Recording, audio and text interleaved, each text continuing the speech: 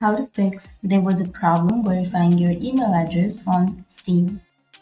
So if you want to fix there was a problem verifying your email address on Steam, then what you can do is first open up your Steam on your browser, or you can simply go for your Steam support. You can simply search for support Steam. Once you search here, you will have Steam support. Go for the search.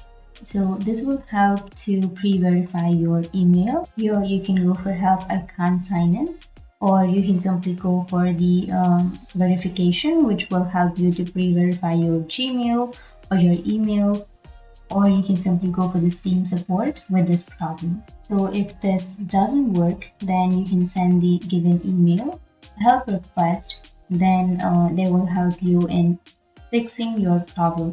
So that's it. That's how you can fix there was a problem verifying your email address on Steam. And if you have any questions, feel free to comment below. Thanks for watching.